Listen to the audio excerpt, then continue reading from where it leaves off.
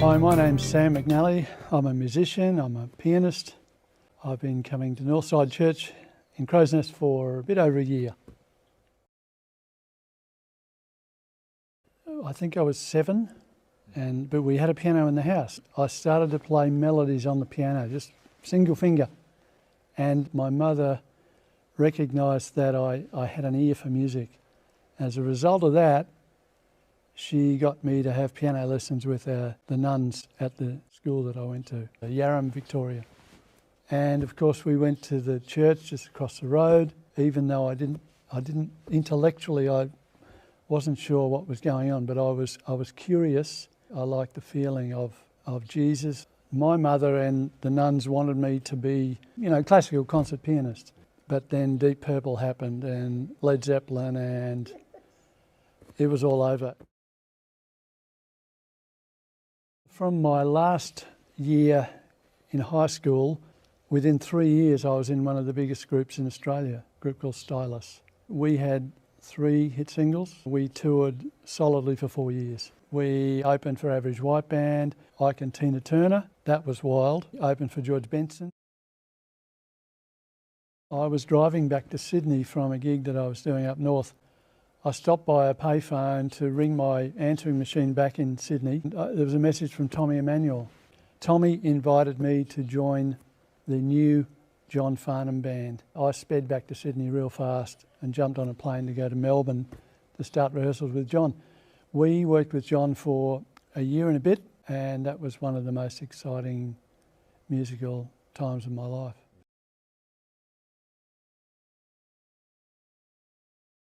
Sam McNally was recording his first album in 79, 80 and 81.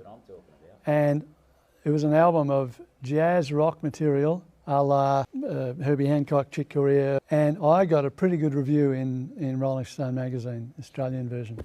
Writing my own instrumental music while I'm making most of my living being a backing guy for singers was a whole different room in my musical house, so to speak, and one that required a huge amount of self-belief. I was so taken with the things that I was hearing, the compositions that I was hearing, and that I just pursued that as a hobby.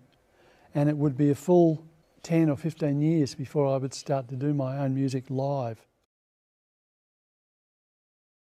Some of the gigs with Tommy Emmanuel, the Tommy Emmanuel Band, from 88 to 92, were pretty special. Opening for Eric Clapton. There's no question of blowing Eric Clapton off the stage, but I have to say we gave it a pretty good go. And I used to be on the stage and jumping around and playing hard and staying up with him because there's a lot of energy flying around. But the ones that come to mind very powerfully are Joni Mitchell, Chick Corea, George Duke. Tommy Emmanuel would have to be an influence. Definitely Earth, Wind & Fire, Stevie Wonder, the Beatles and Led Zeppelin. And I think we get influenced by the things that we love. We can't necessarily measure, what is this influence exactly, but it's powerful nonetheless. It's great, it's fine to play good. You better bring it though. You gotta bring it to the people.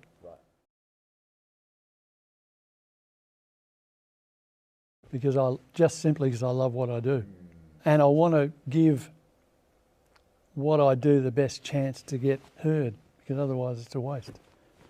And when I say what I do, I mean what we do, whatever I do with the people that are playing with me. I came to Northside Church in Crow's Nest because my good mate Burnsy asked me to.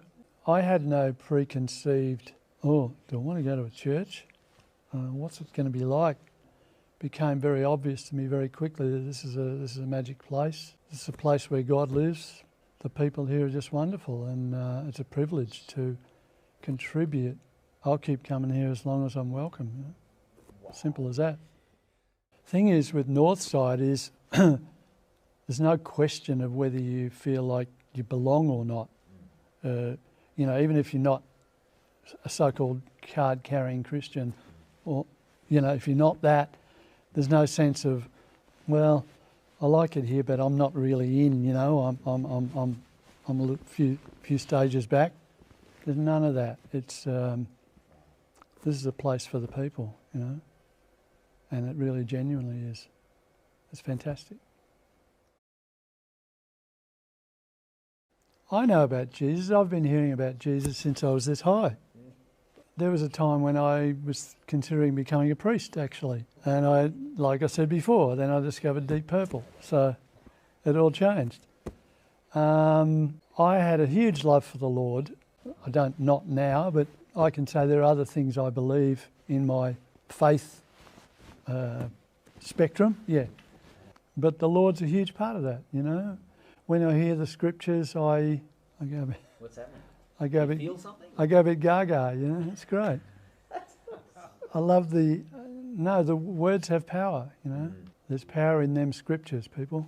And I do think right now people are waking up to the power of God, the power of Jesus in this time now. It's a good time to turn to the Lord. I've noticed sometimes when we have the worship nights here, there's a definite lift-off that happens. I can lift off with almost any music that's good music, but when there's the Spirit involved as well, it's a whole different deal. And so, yeah, I sit back and I observe others and try and get a sense of what their experience is. All very quickly, I don't get lost in the thought of it, but I'm definitely lifting off at that point. It's rocket fuel for feeling. I've worked out something in all of these years of what I do. Do not overthink. Get the left brain thinking out of the way and just let magic happen, or let God do his work, and it's a beautiful experience.